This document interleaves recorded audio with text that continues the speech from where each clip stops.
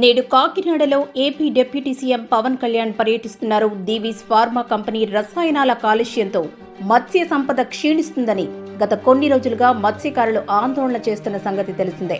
మత్స్యకారుల సమస్యలను తెలుసుకోనున్నారు పవన్ కళ్యాణ్. సముద్ర కాలుష్యం, మత్స్యకారుల సమస్యలు, ఉప్పాడ తీరం కోత వంటి అంశాలపై చర్చిస్తున్నారు. గన్నవరం ఎయిర్పోర్ట్ నుంచి రాజమండ్రి విమానాశ్రయం చేరుకున్నారు పవన్ కళ్యాణ్. అక్కడి నుంచి హెలికాప్టర్లో కాకినాడ పోలీస్ పెరేడ్ గ్రౌండ్స్ కు వచ్చారు. ఆ తర్వాత నేరుగా కాకినాడ కలెక్టరేట్ కు చేరుకున్నారు.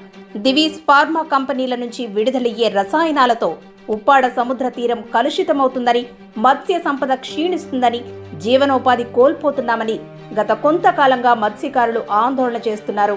ఈ క్రమంలోనే కలెక్టరేట్లో మత్స్యకార సంఘాల ప్రతినిధులు రాష్ట్ర ప్రభుత్వం నియమించిన కమిటీతో సమావేశమయ్యారు. సముద్రంలో కాలుష్యం, నష్టపరిహారం చెల్లింపు, మత్స్యకారుల సమస్యలు, ఉప్పాడ తీరం కోతకు గురికావడం వంటి అంశాలపై ప్రస్తుతం పవన్ కళ్యాణ్ కాకినాడ కలెక్టరేట్లో అధికారులతో చర్చిస్తున్నారు. మత్స్యకారులతో సమావేశం ముగిసిన తరువాత స్థానిక జనసేన నాయకులతో పవన్ కళ్యాణ్ సమావేశమయ్యే అవకాశం ఉంది. ఈ సమావేశం ముగిసిన అనంతరం ఉప్పాడ చేరుకుంటారు.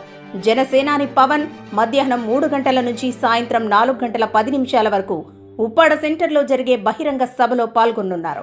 ఉప్పాడలో బహిరంగ సభలో మత్స్యకారుల భరోసా కల్పించే విధంగా మాట్లాడనున్నారు.